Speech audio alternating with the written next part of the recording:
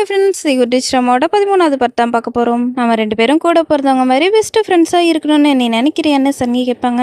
Director ஓக்கு ஒன்று பிடிக்கலல்ல, அதே மாதிரி தான் அவங்களுக்கு என்னையுமே பிடிக்கல. அவங்க 8 பையன் மாதிரி நான் நடிச்சேன்ல, அதனால பிடிக்காம போயிடுச்சு. இப்போ அவங்க திரும்பவும் கம்பெனிக்கு சீஃபாக வந்திருக்காங்க. நம்ம இருக்கிற ஃப்ளோருக்கும் மேலே தான் இருக்காங்கன்னு சொல்லுவோம். சன்னிக்கு பொறையேற ஆரம்பிச்சிடும். தண்ணி குடின்னு கொடுப்பான், அது வேற சூடாக இருக்கும். நான் வர வழியில தான் டேரியை பார்த்தேன். எனக்கு அப்படியே புல்லரிக்க ஆரம்பிச்சிட்டு அவங்கள பார்க்கறதுக்கு மொத்தமாக ராட்சசி மாதிரி தெரிஞ்சாங்க. ஹான்சல் அண்ட் கிரேட்டல் ஸ்டோரியில வர கூட பிறந்தவங்க ஒன்னா வேலை பார்த்து ராட்சசியை கீழே இறக்குவாங்க. அதே மாதிரியே நாம 2 பேரும் ஒன்று சேர்ந்து டைரக்டர் ஓவை கீழே இறக்கியே தீரணும். நான் உன்னை பாதுகாக்கிறேன்னு சொல்லுவான். ஊஜின் கிட்ட எங்க சொன்னதான் நான் வந்துட்டு இருக்கோம். நீ கல்யாணம் பண்ணிக்க மாட்டேன்னு தானே முடிவு எடுத்திருந்தா, எதுக்காக இதெல்லாம் பண்ணிக்கிட்டு இருக்க? உன்னோட முடிவை நீ மாத்திக்க மாட்டேன்னு நினைக்கிறேன். டூஹியை கன்ஃபியூஸ் ஆகாதுன்னு சொன்னதெல்லாம் யோசிச்சுட்டு ரொம்ப சோகமா இருப்பாரு. கேப்டன் பார்த்துட்டு ஊஜின் ஃபிளைட் லேண்ட் ஆக போது அனௌன்ஸ் பண்ணுன்னு சொல்லுவாரு. ஓகேன்னு சொல்லிட்டு ஆப்சன்மெண்டோடய அனௌன்ஸ் பண்ணிட்டு இருப்பாரு. இவனுக்கு என்ன ஆச்சுன்னு பார்க் பாப்பாரு. கம்பெனில டூஹியை பத்தி தான் பேசிட்டு இருப்பாங்க. பர்சனல் கமிட்டில டூஹியை பத்தின இஷ்யூ தான் போய்கிட்டு இருக்கு. மாடலை செலக்ட் பண்ணும்போது ஏதோ கரப்ஷன் நடந்திருக்கான். அதை பத்தி இப்ப இன்வெஸ்டிகேட் பண்ணிட்டு இருக்காங்க. ரொம்பவே சீரியஸா போயிட்டு இருக்குன்னு சொல்லுவாங்க.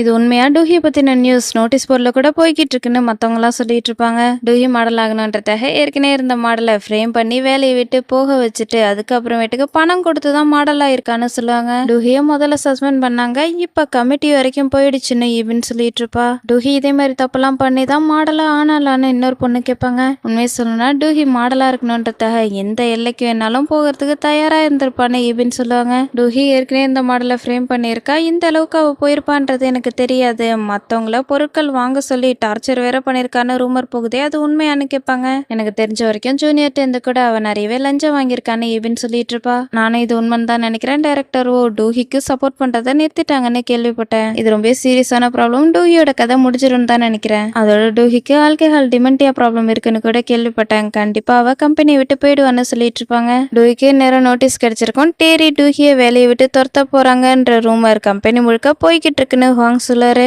டேரி டூஹியை வேலையை விட்டு தூக்குனா நமக்கு ஈஸியா தான் இருக்கும்னு காங் சொல்லுவாரு. டூஹி கிட்ட இருக்கிற பணத்தையும் இதுல நாங்க கொண்டு வரலான்ட்டு இருக்கோம்னு ஹாங் சொல்லுவாரு. என்ன பர்சனல் கமிட்டில இருந்து என்ன டிஸ்மிஸ் பண்ணலான்ட்டு முடிவு பண்ணிருக்காங்களான்னு சன்னி கேட்பாங்க. உனக்கு தான் தெரியல, டேரி சொன்னதை கேட்கலனா என்ன பண்ணுவாங்கன்னு. இப்ப கமிட்டில டேரியுமே இருக்காங்க. அதனால உன்னை டிஸ்மிஸ் பண்ணிட்டா உனக்கு இது வரைக்கும் வர வேண்டிய சம்பளம் கூட வராது. அதுக்கு பதிலா நீயே வாலண்டியரா வேலையை விட்டு போயிட்டீனா பெட்டரா இருக்குல்லன்னு சொல்லுவாரு. எப்ப என்ன டிஸ்மிஸ் பண்ண போறாங்க, இன்னும் எனக்கு எவ்வளவு டைம் இருக்குன்னு சன்னி கேட்பாங்க. இது அர்ஜென்டான விஷயம்ன்றதால நாளைக்கு இதை பத்தின மீட்டிங் நடக்க போகுது. எப்போதுமே நீ டேரி சொல்றத கேட்பில்ல, எதுக்காக இந்த முறை உன்னோட மைண்டை நீ மாத்திக்கிட்டேன்றது எனக்கு தெரியவே இல்லைன்னு சொல்லுவாரு. ஆனா அந்த ஃபிளைட் அட்டெண்டன்ட் எந்த தப்பும் பண்ணல, என்கிட்ட தப்பான விஷயத்த பண்ண சொன்னாங்க. எனக்கு வேற சாய்ஸே இல்லைன்னு சன்னி சொல்லுவாங்க. சில நேரத்துல உனக்கு கண்ணு தெரிஞ்சும் தெரியாத மாதிரி தான் நீ காட்டிக்கணும். அப்பதான் உன்னால நல்லபடியா வாழ முடியும். எப்போதும் நீ இப்படித்தானே சொல்லுவ. இந்த நிமிஷத்துல இருந்து கம்பெனில நீ எதையுமே ஆக்சஸ் பண்ண முடியாது. அதுக்கான பர்மிஷன் உனக்கு கிடையாது. உனக்கு வேலையை விட்டு போகிறதுக்கு இருப்போம்லனா டேரி கிட்ட நீ கெஞ்சுறதா நல்லது. அந்த ஃபிளைட் அட்டெண்டன்ட வேலையை விட்டு போக வையே. நானும் டேரியை கன்வின்ஸ் பண்ண ட்ரை பண்றேன்னு சொல்லுவாரு. அம்மா சண்டே வாங்கி கொடுத்த பொருளை ரிட்டர்ன் பண்றதுக்காக வந்திருப்பாங்க. நான் பொருளையும் ரிசிப்டையும் மட்டும்தான் எடுத்துட்டு வந்திருக்கேன். ரிட்டர்ன் பண்ண முடியுமான்னு கேட்பாங்க. நீங்க கார்டை எடுத்துட்டு வரலன்னா எங்களால ரீஃபண்ட் கொடுக்க முடியாது. அதுக்கு பதிலாக கடையோட கிரெடிட்டை நாங்க உங்களுக்கு கொடுப்போம். அது ஓகேவான்னு கேட்பாங்க. கடையோட கிரெடிட்னா என்ன, பணம் கொடுக்குற மாதிரி தானே அதுவும் அம்மா கேட்பாங்க. நாங்கள் கடையோட கிரெடிட்டை மிஞ்சிக்கு கொடுத்தோன்னா அவங்க திரும்பவும் எங்கள் கடையில் ஷாப்பிங்க்கு வரும்போது அதை யூஸ் பண்ணிக்கலான்னு சொல்லுவாங்க.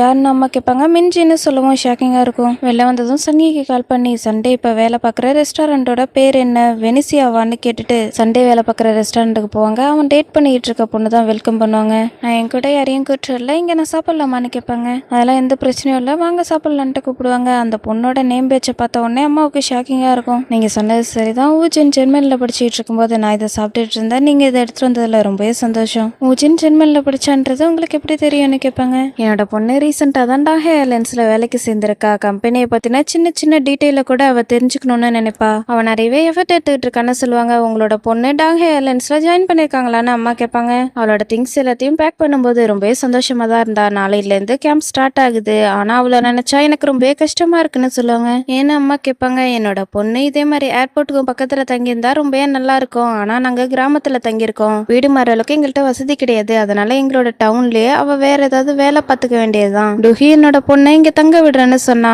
ஆனால் உங்களுக்கு இந்த ஐடியா பிடிக்காதோன்னு அவள் பயப்படுறான்னு சொல்லுவாங்க. டுஹி எப்படி சொன்னாலான்னு அத்தை கேட்பாங்க. நீங்க தானே இந்த வீட்டுக்கு ஓனர், அதனால தான் அவள் கவலைப்படுறான்னு அத்தை சொல்லுவாங்க. டுஹிக்கு இதில் ஓகேனா எனக்கு எந்த பிரச்சனையும் கிடையாது. உங்களோட பொண்ணை இங்கே வந்து தங்க சொல்லுங்க. அதோட கூட வேலை பார்க்குறவங்க கூட தங்கியிருந்தா நிறைய இன்ஃபர்மேஷன் அவளுக்கும் கிடைக்கும். அவள் வேலை பார்க்கறதுக்கும் உதவியா இருக்குன்னு சொல்லுவாங்க. கால் வரவும் அட்டென்ட் பண்ணி சன்கியோட அம்மா தான் கால் பண்ணியிருந்திருப்பாங்க. முன்சுக் சொல்லு, ஏன் நீ இன்னும் வரல?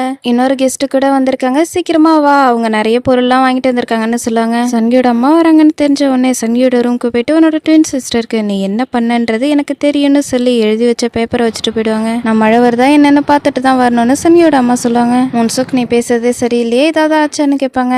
எனக்கு இன்னைக்கு மனசு சரியில்லை, என்ன மன்னிச்சிருன்னு சொல்லிட்டு காலை கட் பண்ணிட்டு ரெஸ்டாரண்ட்ல இருந்து போலான்ட்டு பார்ப்பாங்க. ஓனர் பார்த்துட்டு மேம் நீங்க கிளம்புறீங்களா, உங்களோட சாப்பாடு இன்னும் கொஞ்ச நேரத்துல வந்துரும்னு சொல்லுவாங்க. எனக்கு உடம்பு சரியில்லைன்னு சொல்லிட்டு சாப்பாட்டுக்கான காசை மட்டும் வச்சுட்டு போயிடுவாங்க. சண்டே வேலை பார்க்காம அந்த வெயிட்ரஸ் பொண்ணு கூட காமெடி பண்ணிட்டு தெரிஞ்சிட்டு இருப்பான். என்ன சொல்றீங்க, டூஹியோட டெஸ்ட் ரிசல்ட் ரொம்பவே நல்லபடியா வந்திருக்கா, அப்பனா சீக்கிரமாவே அவ கான்சியஸ் ஆகிறதுக்கு வாய்ப்பு இருக்கான்னு கேட்பாங்க. இதை பத்தி டாக்டர் உங்க அம்மா கிட்ட ஏற்கனவே பேசிட்டாங்க, உங்களோட சிஸ்டர் ரொம்பவே நல்லபடியா இருக்காங்க, கூடிய சீக்கிரம் கண் முழிச்சிருவாங்கன்னு நாங்க எதிர்பார்க்கிறோம்னு சொல்லுவாங்க. சன்கிக்கு ரொம்பவே சந்தோஷமா இருக்கும். டூஹியை பார்த்துக்கிட்டே இன்னொரு பிளாஷ்பேக்கை யோசிச்சு பார்ப்பாங்க. சன்னி நடந்து வந்துட்டு இருப்பாங்க. ஒரு பைக் ரொம்பவே ஃபாஸ்டா வரும். எதுக்காக இவன் இவ்வளோ ஃபாஸ்டா போய்கிட்டு இருக்கான், நம்ம வீட்டுக்கு முன்னாடி எதுக்கு நிக்கிறான்னு பார்த்துக்கிட்டு இருப்பாங்க. ஹெல்மெட்டை கட்டினதுக்கு அப்புறம் தான் தெரியும் டூஹி தான் பைக் ஓட்டு வந்திருக்காங்கன்னு. டூஹி நீ எதுக்காக பைக் ஓட்டு வந்த, இது ரொம்பவே டேஞ்சர், நீ உன்னோட இன்டர்ன்ஷிப் தானே பண்ணிட்டு இருக்க, இதெல்லாம் நீ பண்ணியே ஆகணுமான்னு கேட்பாங்க. என்னோட இன்டர்ன்ஷிப்காக தான் இது தேவைப்படுது, இங்க எத்தனை முறை பஸ் வருதுன்றது உனக்கு தெரியுமா, எல்லாருமே அரை மணி நேரம் முன்னாடியே போயிடுறாங்க, நான் மட்டும் லேட்டா போறேன், அவங்கள்ட்ட நான் எப்பவுமே தோக்க மாட்டேன்னு சொல்லியிருந்திருப்பாங்க. இந்த உலகத்துல எதுக்காகவும் நீ தோக்க கூடாதுன்னு நினைப்ப, என்னால உன்னோட வேலை போயிடுச்சுன்னு தெரிஞ்சிச்சுன்னா நீ ரொம்பவே ஷாக் ஆயிடுவதானு சொல்லிட்டு பர்சனல் கமிட்டில இருந்து கொடுத்த லெட்டரை பார்த்துட்டு நான் வேணா ரிசைன் பண்ணிடவான்னு சொல்லிட்டு இருப்பாங்க. அம்மா வரவும் டாக்டர் உங்ககிட்ட டூஹியை பத்தி பேசினதா நான் கேள்விப்பட்டேன், ரொம்பவே கிரேட் நியூஸ் தானே, அம்மா எதுக்காக நீங்க சோகமா இருக்கீங்க, ஏதாவது ஆச்சான்னு கேட்பாங்க. ஒன்னும் இல்லம்மா, டஸ்ட் அலர்ஜியா இருக்குன்னு நினைக்கிறேன், நீ எதுக்காக சோகமா இருக்க, எல்லாமே வீட்டுல ஓகே தானே, சண்டேவால ஏதாவது பிரச்சனையான்னு கேட்பாங்க. இல்லம்மா வீட்டுல எந்த பிரச்சனையும் கிடையாது, எப்போதுமே நான் மட்டும் தானே பிரச்சனையை ஏற்படுத்துவேன்னு சன்னி சொல்லுவாங்க. அப்புறம் வேற என்ன ஆச்சு, டூஹியோட கம்பெனில ஏதாவது பிரச்சனையான்னு அம்மா கேட்பாங்க. இல்லம்மா அதெல்லாம் எந்த பிரச்சனையும் இல்லை, எல்லாம் நல்லபடியா தான் போகுது, டூஹி எப்படி வேலை பார்ப்பாலோ அதே மாதிரி தான் நானும் வேலை பார்த்துக்கிட்டு இருக்கேன்னு சன்னி சொல்லுவாங்க. சன்னி வாழ்க்கையில எல்லா விதமான நிகழ்வுகளும் நடக்கும், இதுதான் வாழ்க்கை, சில நேரத்துல சில விஷயங்கள் நடக்கும்போது கண்ணு தெரியாத மாதிரி இருக்கிறது தான் நல்லதுன்னு சொல்லுவாங்க. சில விஷயங்கள் நடக்கும்போது கண்ணு தெரியாத மாதிரி நடந்துக்கணுமான்னு சன்னியை கேட்பாங்க. நான் என்ன சொல்றேன்னா, நீ உன்னோட குடும்பத்தையும் பார்த்துக்கிட்டு டூஹிக்காக கம்பெனிலையும் வேலை பார்த்து ரொம்பவே கஷ்டப்பட்டுட்டு இருக்க, நீ பிஸியா இருக்கும்போது எல்லாத்தையும் பர்ஃபெக்டா பண்ணணும்னு நினைக்காத, சில நேரத்துல கண்ணு தெரியாத மாதிரியும் காது கேட்காத மாதிரியும் நடந்துக்கிறது தான் நல்லது, நல்லபடியா வாழுன்னு சொல்லிட்டு சண்டே ஏமாத்தது கூட தெரியாம என்னோட பொண்ணு இவ்வளோ அப்புறணியா இருக்காளேன்ற மாதிரி தான் பார்த்துட்டு இருப்பாங்க. ட்ரைனிங் ஸ்டார்ட் ஆயிடும். சஞ்சிட்டே அங்கேயும் பார்த்துக்கிட்டு இருப்பாங்க. கம்பெனில இருக்கிற டூஹியோட மாடல் எல்லாத்தையும் எடுத்துட்டு போயிட்டு இருப்பாங்க. இதெல்லாம் பார்க்கும்போது ஈவனுக்கு சந்தோஷமா இருக்கும். ஃபிட்னஸ் ட்ரைனிங்கை ஒழுங்கா பண்ணாம டேயங்கே பார்த்துக்கிட்டு இருப்பாங்க. டேயங் பர்ஃபெக்டா முடிச்சுட்டு போயிட்டு இருப்பான். தெரியாம கீழே விழுந்த மாதிரி ஆக்டிங் பண்ணிட்டு இருப்பாங்க. எனக்கு ரொம்பவே வலிக்குதே, என்ன பண்றதுன்னு சொல்லி டேயங் கண்டுக்கவே மாட்டான். அவன் கண்டுக்காம இருக்கவும் சரி இதெல்லாம் ஒண்ணுமே கிடையாதுன்னு ஆக்டிங் போட்டுட்டு போயிட்டு இருப்பாங்க. உஜின் ரொம்பவே சந்தோஷமா இருப்பாரு. கேப்டன் பார்க், இன்னைக்கு நம்ம லேண்டிங்கை பர்ஃபெக்டா முடிக்கணும், இன்ஷியன் ஏர்போர்ட்ல வெதர் ரொம்பவே நல்லா இருக்குன்னு கேள்விப்பட்டேன்னு கேட்பாரு. ஏர்போர்ட்ல வேணா வெதர் ரொம்பவே நல்லா இருக்கலாம், ஆனா டூஹியோட ஃபியூச்சர் ரொம்பவே பனிமூட்டமா இருக்கு. உஜின் இதை நினைச்சு நீ ரொம்பவே கவலைப்பட்டிருப்ப தானே, உனக்கு இதை பத்தி தெரியாதா, கொஞ்ச நேரம் முன்னாடி தான் சீஃப் இதை பத்தி சொன்னாங்க, டூஹிக்காக பர்சனல் கமிட்டில இன்னைக்கு மீட்டிங் நடக்குது, டூஹியை டிஸ்மிஸ் பண்ண போறாங்க, கம்பெனில உள்ள எல்லாருமே இப்ப இதை பத்தி தான் பேசிட்டு இருக்காங்கன்னு சொல்லுவாரு. உஜின் டூஹியை பார்க்க போறோன்னு ரொம்பவே சந்தோஷமா இருந்திருப்பாரு. இதெல்லாம் கேள்விப்படும் போது ரொம்பவே வருத்தமா இருக்கும். நான் ரிசைன் பண்றதுக்காக என்னோட யூனிஃபார்மை கொடுக்கறதுக்காக வந்திருக்கேன்னு சன்னி சொல்லுவாங்க. இப்போ ஒரு ஃபிளாஷ்பேக் யோசிச்சு பார்த்துக்கிட்டு இருப்பாங்க. எந்த ஒரு கனெக்ஷனும் இல்லாம சக்சஸ் ஆகுறது எவ்வளவு கஷ்டம்ன்றது உனக்கு தெரியுமா, என்னோட வேலை என்னோட உயிர் அளவுக்கு ரொம்பவே ப்ரீஷியஸ் ஆனதுன்னு சொல்லியிருந்திருப்பாங்க. அடுத்து அசிஸ்டன்ட் சொன்னதும் ஞாபகம் வந்துட்டு இருக்கும். அசிஸ்டன்ட் சேர்மன் கிட்ட வந்து நம்மளோட சுச்சுவேஷன் சரியில்லை, 1 நேரம் நீங்க கேன்சல் பண்ண வேண்டியதா இருக்கும், லேண்டோட மினிஸ்ட்ரி நம்மளோட பிசினஸ் ப்ரொபோசலை கேன்சல் பண்ணிட்டாங்கன்னு சொல்லுவாரு. என்ன இதுக்கு வாய்ப்பே இல்லையேன்னு சொல்லிட்டு உஜினுக்கு கால் பண்ணி இதை பத்தி சொல்லுவாரு. உஜின் உனக்கே தெரியும் நான் ஐஸ்லாண்ட்ல தான் பிறந்து வளர்ந்தேன்றது, ஒரு முறை என்னோட அப்பாவுக்கு ரொம்பவே அதிகமா அடிபட்டுடுச்சு, உடனே அவரை ஹாஸ்பிட்டலுக்கு கூட்டு போயிருந்தா கண்டிப்பா அவரை காப்பாத்திருந்திருக்கலாம், போக்குவரத்து வசதி அங்க சரியில்லாத காரணத்தால அவரை எங்களால ஹாஸ்பிட்டலுக்கு உடனே கூட்டு போக முடியல, என்னோட அப்பா இறந்து போறத நான் ரொம்பவே வருத்தப்பட்டு பார்த்துக்கிட்டு இருந்தேன். அப்ப நான் யோசிச்சு பார்த்தேன், எங்களால ஃபிளைட்ல போக முடிஞ்சிருந்ததுன்னா கண்டிப்பா அவரை காப்பாத்திருந்திருக்கலான்னு. அன்னையில இருந்து என்னோட ஆசை ஏழைங்களா இருக்கிறவங்களும் ஃபிளைட்ல போகணும், மற்ற ஃபிளைட்லாம் போக முடியாத இடங்களுக்கு கூட என்னோட ஃபிளைட்டு போகணும்னு ஆசைப்பட்டேன். ஆனா என்னோட கனவை நான் பெத்த பிள்ளையாலேயே விட்டு கொடுக்க வேண்டியதா இருக்குன்னு நினைக்கும் போது எனக்கு ரொம்பவே கஷ்டமா இருக்கு. ஒருவேளை என்னோட கனவை நான் அச்சீவ் பண்ணியிருந்தேன்னா என்னோட அப்பாவை நான் இறந்ததுக்கு அப்புறம் பார்க்கும்போது எம்பாரசிங்கா ஃபீல் பண்ண மாட்டேன்னு சொல்லி ரொம்பவே ஃபீல் பண்ணிட்டு இருப்பாரு. டெரி தான் திருந்திட்டோன்றதை காட்டணுன்றதாக ஏழைங்களுக்கெல்லாம் சாப்பாடு கொடுத்துட்டு இருப்பாங்க.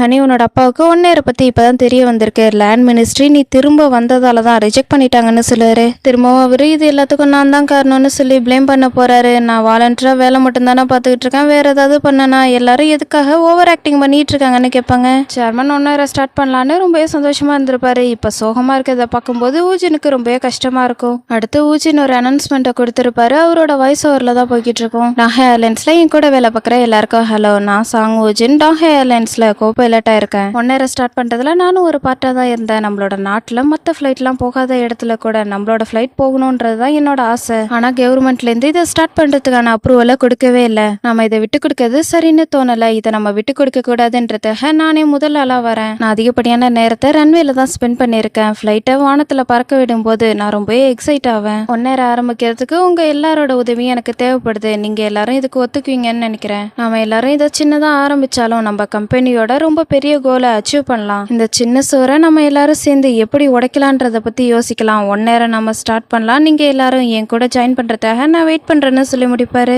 டூஹி டிஸ்மிஸ் ஆயிட்டான்றதை என்னால நம்பவே முடியல. டூஹியோட நல்ல காலம் முடிஞ்சிட்டு போலன்னு பேசிட்டு இருப்பாங்க. டூஹி, உன்னோட பொருளை நீ என்கிட்டயே கொடுத்துருக்கலாம்ல, எதுக்காக நீ இவ்வளவு தூரம் வந்த? உன்னை வெறுக்கிறன்னு நிறைய பேர் இருக்காங்கன்னு ஈபின் ஏத்தி விட்டுட்டு இருப்பா. அடுத்தவங்கள வேலையை விட்டு போக வைக்கிற அளவுக்கு நீ இதே மாதிரிலாம் பண்ணுவேன்னு நான் எதிர்பார்க்கவே இல்லைன்னு ஒருத்தவங்க சொல்லுவாங்க.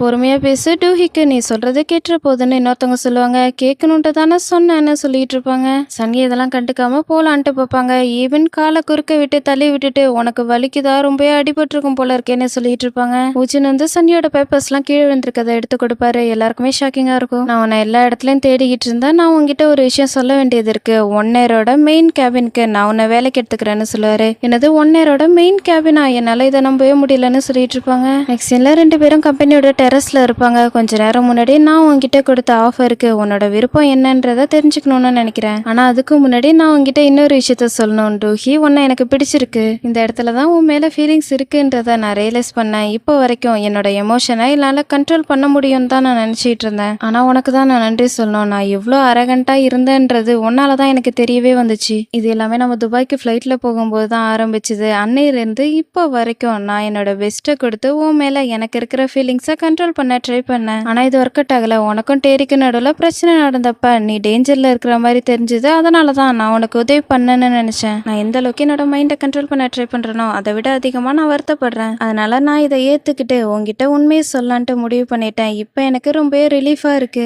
இதுக்கப்புறம் என்னோட இதயம் என்ன சொல்லுதோ அதை மட்டும் தான் செய்வேன். எனக்கு ஒன்று ரொம்பவே பிடிச்சிருக்குன்னு சொல்லிட்டு சன்னியை பார்த்துட்டு ரொம்பவே வெக்கப்பட்டுட்டு இருப்பாரு. திரும்பவும் எமோஷன்லாம் கண்ட்ரோல் பண்ணிட்டு இப்போ நம்ம பிசினஸை பத்தி பேசலாம். உனக்கும் டேரிக்கும் நடுவில் இருக்கிற எல்லாத்தையுமே நீ முடிச்சுக்கலான்னு நினைக்கிற. அதனாலதான் உன்னை எல்லாரும் கஷ்டப்படுத்திட்டு இருக்காங்க. நீ பண்ணது தப்புன்றத நீ ரியலைஸ் பண்ணிட்ட. அதனாலதான் இப்படி பண்ணிட்டு இருக்கேன்னு எனக்கு தோணுது. எனக்கு தெரியும் உன்னை பத்தி எல்லாரும் தப்பு தப்பா பேசிட்டு இருக்காங்கன்றது. ஆனா உன்னோட இந்த சுச்சுவேஷன்ல நான் உனக்கு சப்போர்ட் பண்றேன். உனக்கு இது சரின்னு தோணுச்சுன்னா ப்ராக்டிஸ் பண்ணலாம். நான் உன்னை பாதுகாக்கிறேன், உன் கூடவே இருப்பேன்னு சொல்லுவாரு. சங்கி நடந்து வந்துட்டு இருப்பாங்க. என்ன யோசிச்சாங்கன்னே தெரியாது. கடகடன்னு ஓட ஆரம்பிச்சிருவாங்க. அதுக்கப்புறமேட்டு நின்று காலெல்லாம் அப்புறம் தான் பாக்குறாங்க. ஒரே அழுக்காகி போயிருக்கும் கீழே விழுந்ததால. கனால முகத்தை பார்ப்பாங்க. ரொம்பவே டல்லா இருக்கிற மாதிரி தோணும். பார்லருக்கு போயிட்டு ஹேர் ஸ்டைல மாத்தலான்ட்டு பார்ப்பாங்க. நீங்க உங்களோட ஹேர் ஸ்டைல மாத்தி ரொம்ப நாள் ஆயிருக்கும் போல இருக்கேன்னு அங்க வேலை பாக்குறவங்க கேட்பாங்க. ஹேர் ஸ்டைல மாத்தினதுக்கு அப்புறம் நம்மளா இதுன்ற மாதிரி பார்த்துட்டு பிளாஷ்பேக்கை யோசிச்சு பார்ப்பாங்க.